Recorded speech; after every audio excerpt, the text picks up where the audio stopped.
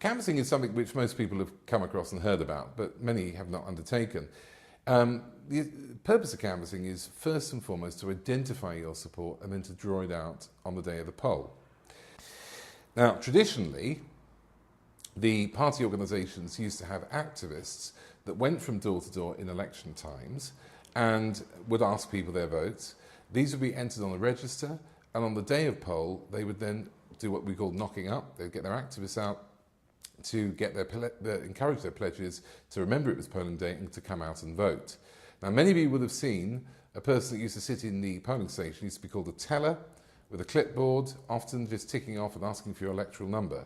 This was so that the party pledges could be identified as turning up to the polling station, and therefore the activists didn't have to spend any more time knocking up or pursuing those particular people who'd already attended. Now, there's a downside to canvassing. It's still practiced widely by the political parties, and actually the organisations still encourage it. However, there are many, many less activists in the political organisations these days, and the electorate, if anything, is growing. It's extremely time-consuming. On average, if you're doing a canvass with maybe 1 or 2 people going door to door, asking people on the doorstep their opinion, you can get through about maybe 20 or 30 pledges in an evening. That is a very, very wasteful use of manpower if you only have a handful of activists in a particular area. The other thing too is a lot of people don't like canvassing. Quite obviously, you're asking people which way they're going to vote. And it turns a lot of people off. And you do find that a percentage of activists will tell you, on the side, quietly, they don't want to canvass. They don't mind leafleting, but they don't want to canvass. So there is a problem with that, and you can't compel people to do it. Apart from that, you've got to be very tight on what you say on the door. If you take too long about it, obviously, or go inside somebody's house, and we all have come across instances where people try to preach to the unconverted, this can actually mess up the whole evening because you can end up spending a lot of time. Now, in terms of canvassing, of course, if you're going to knock up people and you have a lot of pledges, which is difficult to attain, as I've said, for the earlier reason, but if you're going to knock them up, you've got to do it on polling day. Now, you've got to ask yourself, can you really get to, say, 5,000 people all on one day? You may well be able to do so. You may start very early in the morning, but it is extremely manpower intensive, this particular operation.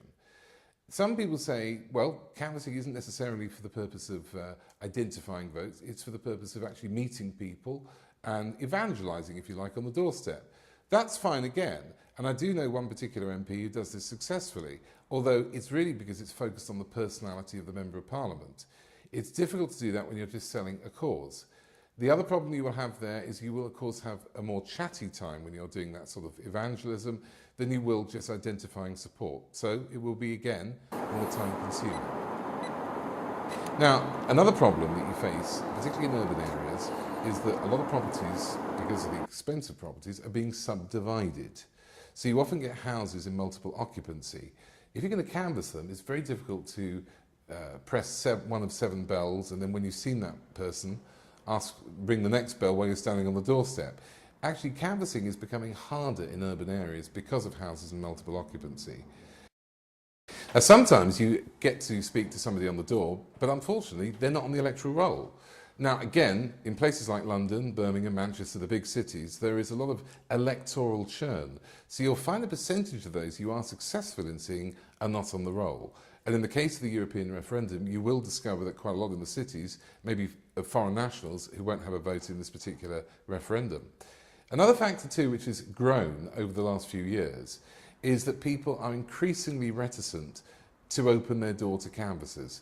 Don't ask me why. It's the way the world's gone. It's possible because they think you're either a religious canvasser, they've grown out of the use of seeing political canvassers, and there's a lot of occasions when you go up a garden path and you'll find the lights are on, and you may even see somebody in that house, and they won't answer the door. In the old days, I think there was a much greater willingness to speak to people about politics. So again, things have changed over a period of time. Now, I'm not trying to pour cold water over the benefits of local campaigning. It's essential that actually we do campaign locally. But if you're going to send out somebody on the doorstep, you've got to make sure that they are the most articulate and best people that you have, and also that they've gone through some degree of rudimentary training on how to do canvassing. Remember, you are the representative of the Leave campaign when you're actually on the doorstep. And that means another thing too, I think specific to this referendum. You've got to remember that you've got to stick to the mainstream arguments in favour of voting Leave in the campaign ahead. There may be many other arguments that you personally hold, some quite mainstream, others maybe a little eccentric, but you are a representative of a team, and of course we don't want to come across as eccentric, but having a strong message that we can all unify and stick to. But it is essential that you practice and you get your best people who are not argumentative, who don't lose their tempers, and who are confident enough to actually pull off canvassing if you're going to do it. So, if you're going to do some canvassing, what would be your principal reason? Well, I think you can say if you've got a strategic purpose in canvassing, for example, identifying poster sites. We all know that it's effective to have posters along major arterial roads. So if you want to do that, you need to actually target those areas and canvass those people, because essentially we're asking them to do something. Likewise, if you have a particularly good area and you just want to encourage Eurosceptic votes are very strong, then again, there may be a purpose to actually what I call spot canvass or target canvass. But the blanket canvass is another matter altogether.